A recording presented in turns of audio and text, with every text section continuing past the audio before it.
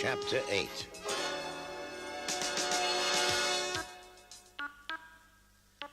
Teruo Sato sat in his chair, listening to the report of the private detective.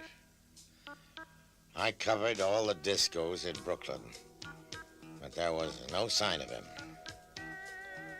The girl tricked you, Teruo said calmly. Sam Collins was surprised by his employer's attitude. He had been sure that Sato would be furious. Instead, Teruo Sato said, "Do not worry about it. My nephew will be in your hands within 24 hours. Sam Collins stared at him. "You mean you know where he is?" Teruo shook his head. "No, but I will know. Stay by your telephone. I will tell you where to find him." His voice took on an icy tone. "This time, I will not expect you to fail." "No, sir, that is all." He was being dismissed. Sam Collins had dealt with dangerous men all his adult life. Hoodlums and killers and psychotics and sadists. But there was a deadliness about this quiet, soft-spoken man that chilled him. "I'll wait to hear from you," Sam Collins said. Teruo sat there long after the detective had left, as still as a statue. So far, his nephew had counted all his moves. He had been checked, but had cleverly avoided being checkmated. But Teruo had thought of the solution to his problem. He would find Masao through logic, not his own logic, but a higher logic. He was going to use a computer to catch him. A Matsumoto computer. The irony of it delighted Teruo. He picked up a telephone, made the necessary arrangements, and 1 hour later was in the computer branch of the Matsumoto factory, speaking to the computer operator. Teruo explained exactly what he wanted, and the operator went to work, feeding the data into the machine. Teruo described Masao's habits, his hobbies, his likes and dislikes.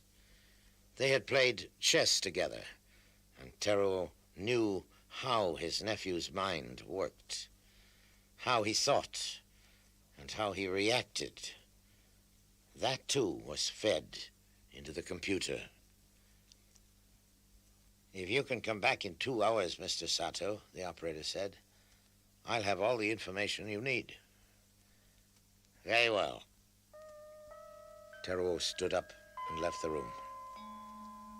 He wandered around the enormous factory, thinking, "This is all mine." And so were all the other Matsumoto factories in the world.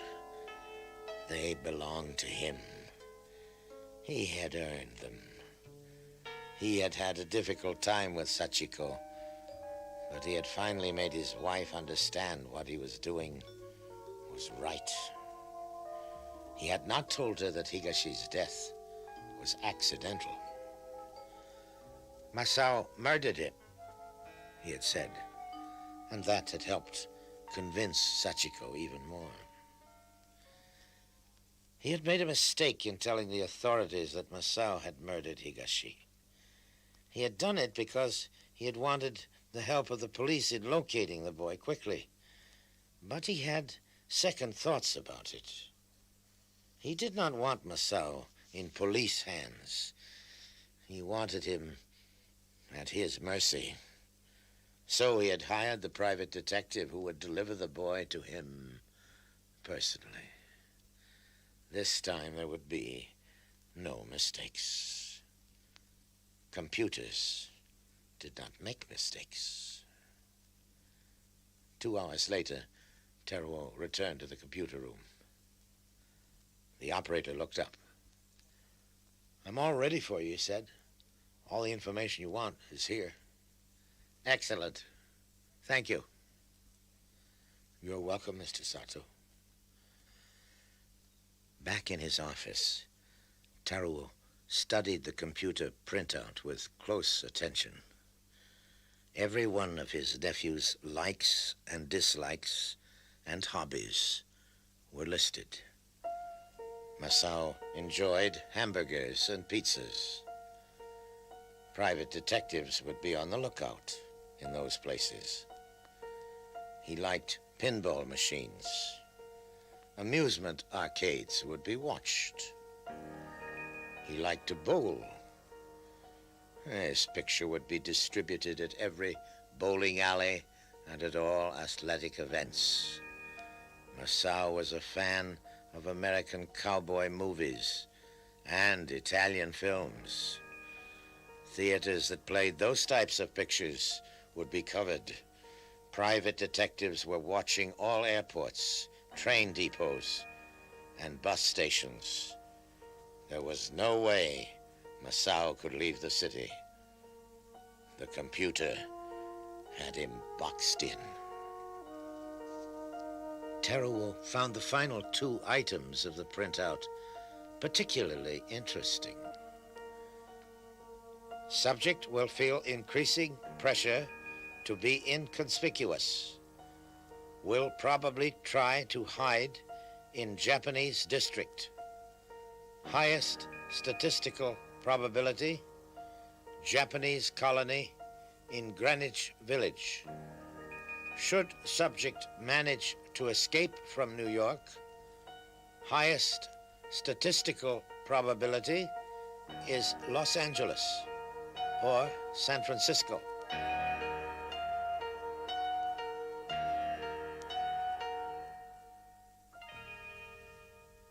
Teruo studied the last 2 items a long time. He leaned back in his chair, thinking, playing a mental game of chess with Masao. He put himself in his nephew's place.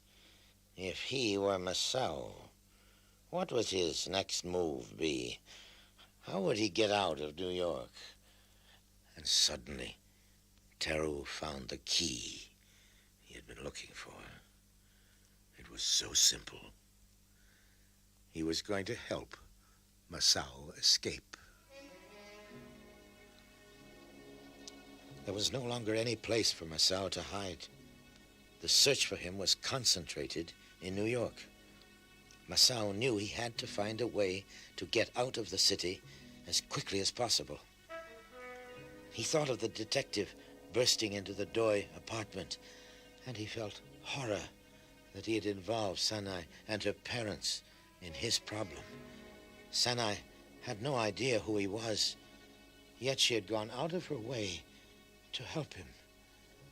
Masao had not waited to hear the entire conversation between Sanai and the detective. His instincts told him that he had to get away quickly, and he had used the fire escape. He had not dared to go back to his hotel. The search would be centered in that neighborhood. He would be very easy to find. How can one hide a Japanese face in a Caucasian neighborhood? And suddenly Masao knew what he had to do. He would go to the Japanese section of Greenwich Village.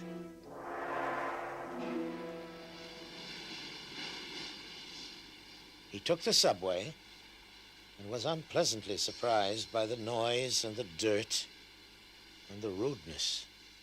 In Tokyo, the subways were clean and quiet, and the riders polite. When the train stopped at the Greenwich Village station, Masao got out.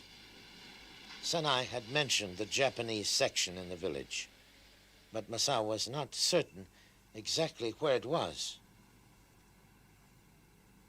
He stopped a delivery boy on a bicycle and said, "Excuse me, I am looking for the Japanese section.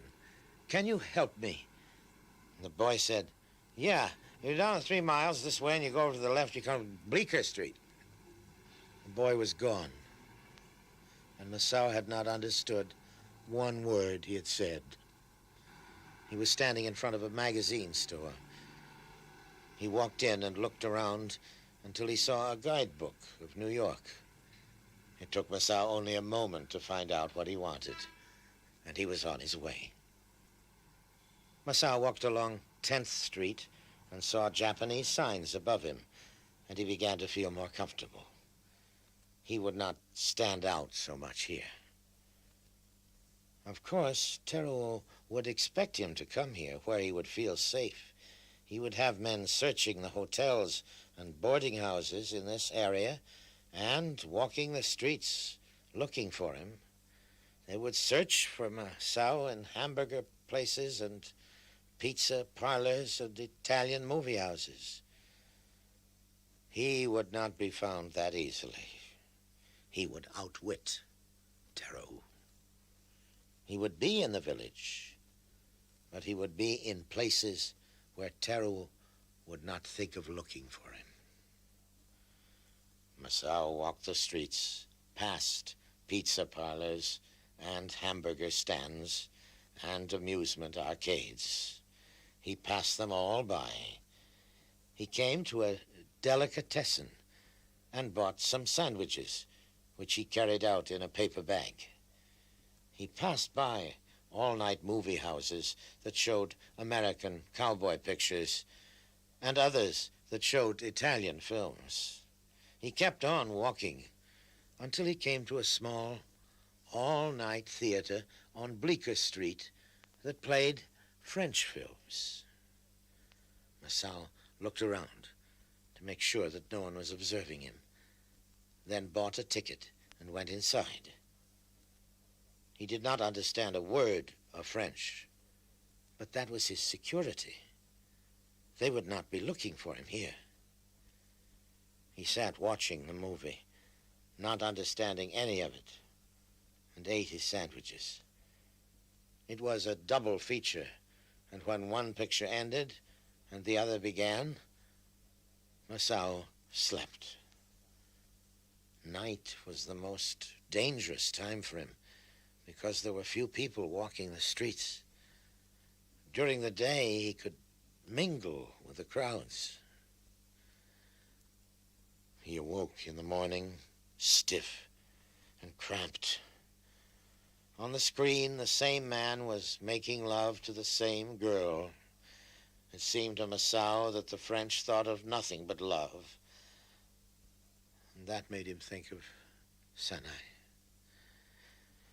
Someday, when he was safe, he would call her to thank her for what she had done for him.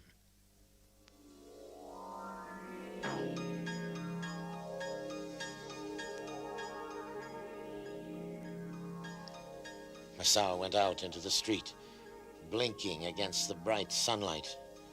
Crowds of people moved along the sidewalks, and he let himself mingle with the flow, keeping an eye out for policemen.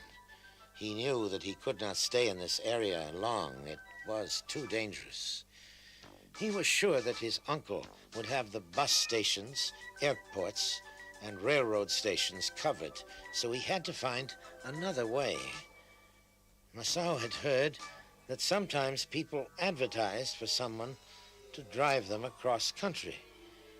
If he could find someone like that, it would be the perfect way to escape from New York.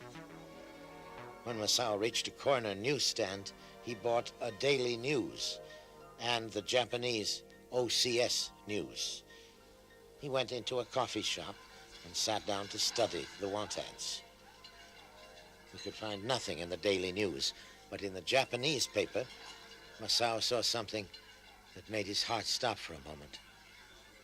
Tucked away in the want ads was an item that read, "Elderly Japanese woman wishes young man to drive her to Los Angeles.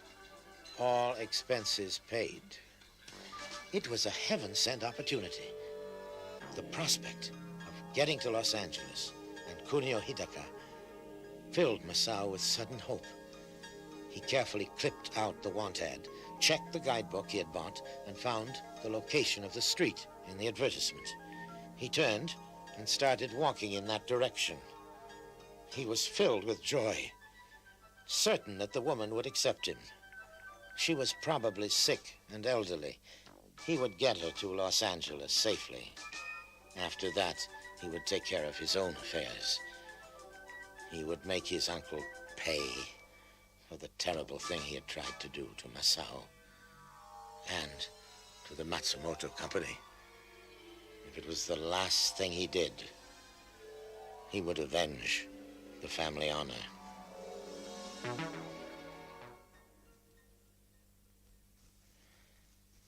Ten minutes later, Masao found himself standing in front of an old brownstone apartment building. He looked at the want ad again. Apartment 1B. Masao glanced down at his clothes. They were wrinkled from sleeping in the theater all night, and his shoes were dusty. He polished them on the back of his trousers, took a deep breath, and went inside the building, feeling a sense of wild excitement. She had to hire him. His life depended on it. He stood in front of apartment 1B for a long moment, then knocked on the door. It was opened by an elderly Japanese woman dressed in the traditional kimono. "May I help you?" she asked. "I have come to answer your advertisement," Masao said. She studied him for a moment and said, "Please come in." So far, so good. Masao entered the apartment. "You are looking for someone to drive you to California." The old woman nodded. "Yes, I have a car, but I am unable to drive." Masao said, "I can help you. I hope that you will allow me to drive you to Los Angeles."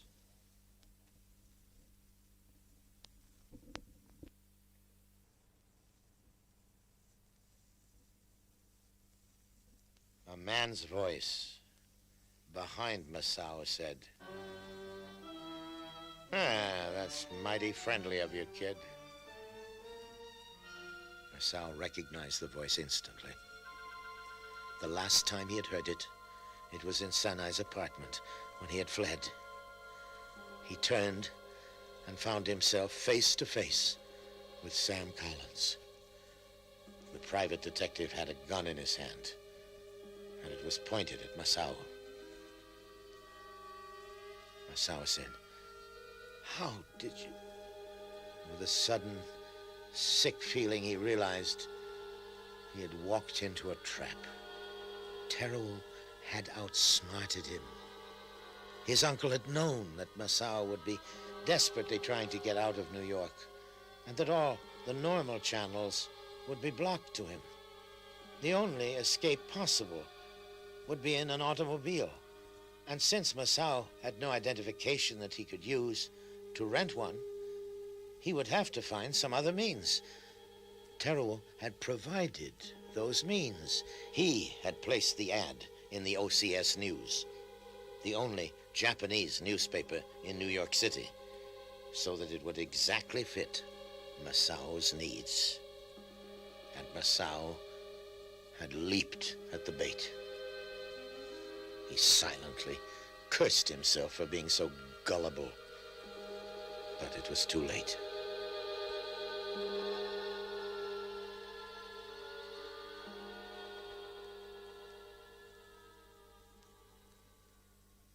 Masao turned to the private detective. I have done nothing wrong," he said. "The man's death was an accident." "Save it." Holding the gun in his right hand, Sam Collins reached into his pocket with his left hand and took out a $100 bill and handed it to the old woman. "You did fine. Thanks." He turned to Masao. "Let's go, Sonny." "Listen to me, please." "Don't give me no trouble. You're under arrest." "Are you taking me to the police station?" "That's right. Sam Collins waved the gun toward the door. Out, he said. Move it. The old woman turned away, as though, by not looking, she could disassociate herself from what was happening. Masao could not blame her for what she had done. $100 was probably a fortune to her, and she could have no idea how much danger she had put Masao in. She was not a part of this. They had simply used her. Keeping his gun trained on Masao, Sam Collins opened the door. They walked outside. The detective held the gun so it could not be seen by passers-by. There was an old green Chevrolet parked at the curb. The detective opened the door on the passenger side. Don't try anything, he warned. Doesn't matter to me whether I bring you into the station dead or alive. You're wanted for murder. You understand me? Masao nodded. He understood only too well. Keeping his gun ready, Sam Collins slid behind the wheel and waved Masao inside the car. Close the door, Detective ordered. Nice and easy. Masao closed the door. That's a good boy. Sam Collins started the car. Now I just want you to sit back and relax.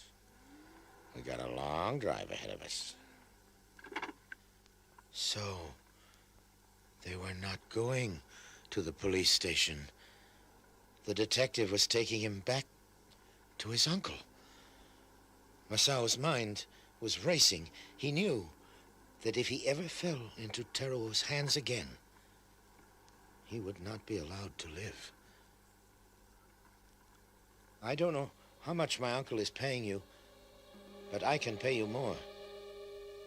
I own the Matsumoto company.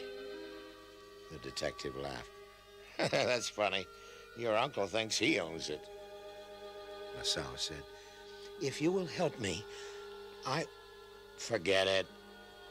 I don't know what's going on. I don't want to know. I was hired to find you, bring you back. That's what I'm doing. I can do it the easy way or the hard way. If I do it the hard way, you're going to get hurt. It's up to you. You're on the wrong side, Masao said. Let me go, and I will make you rich. Sam Collins gave him a little smile. I am rich. And he was. At the second meeting, Teruo had said, the $50,000 bonus is merely a beginning. Bring me my nephew, and I will make you rich. Teruo had promised him a fortune, and now that the fortune was in his hands, he had no intention of letting it get away. He would have enough money to retire for the rest of his life. He had always wanted to live in Florida, boating and fishing. He could take his wife with him, or his mistress, or maybe neither of them. He had heard that there were plenty of good-looking women in Florida. All a fella needed was money. And from now on, he would have more money than he could spend. He glanced over at the boy in his worn jeans and soiled T-shirt and thought, look who's telling me I'm on the wrong side. He had to hand it to Teruo. The guy was really smart. He had known exactly how to bait the trap. The detective reached across Masao and opened the glove compartment in front of the boy. He took out an open bottle of whiskey and helped himself to a stiff drink. He had earned it. Masao sat there, silently, saying nothing. The detective almost felt sorry for him. Masao's bad luck was Sam Collins's good luck. He took another drink from the bottle and offered it to Masao. Have a nip. It'll relax you. No, thank you. Sam Collins shrugged indifferently and put the bottle back in the glove compartment. He said, "You must have done something to get your uncle mad." Nassau did not reply. It's none of my business anyway, the detective thought. My job's finished when I deliver him. He thought about the fat check he was going to get and grinned. It wouldn't even be a check. It would be cash. No income tax to pay. Maybe instead of Florida, he'd take a trip to the South Sea Islands. The girls there were all supposed to be beautiful and available. Money. That was the key. Money made you king. He'd made a pretty good living all his life, but this was the big score he had always dreamed of. The key to the vault. He glanced again at Nassau, wondered what the boy was thinking about.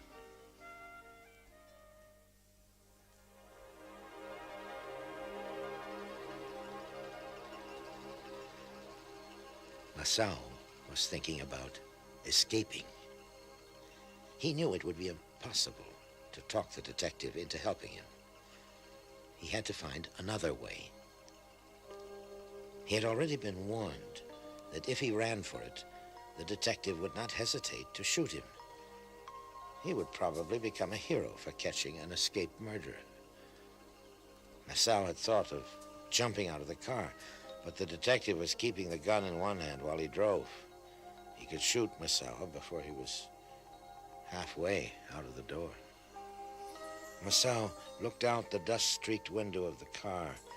A sign with an arrow pointing ahead read, "George Washington Bridge." Once they crossed the bridge, Nassau knew he had no chance, for they would be on the fast highway to upstate New York, and there would be no stops. In the distance, Nassau saw the giant George Washington Bridge spanning the majestic Hudson River. He had about 3 minutes in which to figure out an escape plan. He looked over at the detective, wondering if there was any chance of overpowering him. But instinctively, he knew that there was none.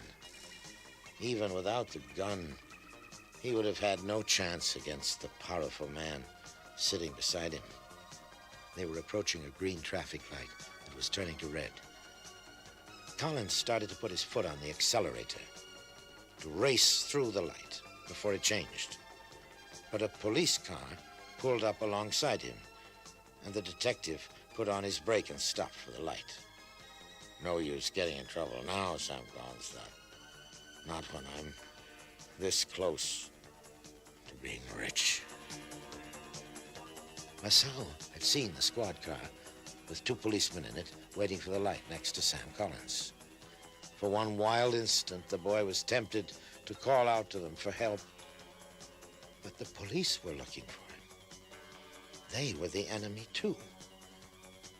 He had to think of something, and think of it fast. The traffic light would change at any second. And suddenly, an idea came to him. He turned to the detective and said, "May I change my mind about that drink? I think that I could use one." "Sure, like I said, it'll relax you. Help yourself." Nassau opened the glove compartment, took out the bottle, and pulled out the cork. He held the bottle in his hand, keeping his eye on the traffic light. He tensed as the light began to change from red to green. The detective stepped on the accelerator. Everything now depended on perfect timing. The moment the car started to move forward, Nassau raised the bottle over Sam Collins's head and began pouring the whiskey on him. The detective looked over at Nassau, startled. "Hey, what the hell do you think you're doing?" As he reached to take the bottle away from Nassau, his hand was off the wheel for an instant, and it was in that instant that Nassau grabbed the wheel with both hands and turned it hard to the left, crashing the sedan into the rear of the police car. The two policemen looked over at Sam Collins. The driver of the squad car swore and yelled, "Pull over!" Sam Collins was trembling with rage. He would smooth this over and then get the kid away and give him a good beating to teach him a lesson. He pulled the car over to the curb and watched as the policemen got out of the squad car and walked toward him, their faces grim. "Get out," one of them ordered. Sam Collins stepped out of the car, his manner apologetic. "I'm sorry, officer," he said. It was an accident. I'll be glad to pay for any damages. The wheel slipped out of my hand." The whiskey fumes coming from Collins made the policeman's eyes water. He turned to his partner. "Looks like we got ourselves a drunk driver here." "Oh, you're wrong," Sam Collins protested. I'm not drunk. The kid was just playing a little joke. He poured whiskey all over me." "What kid?" Sam Collins turned to point inside the car. Masao had disappeared.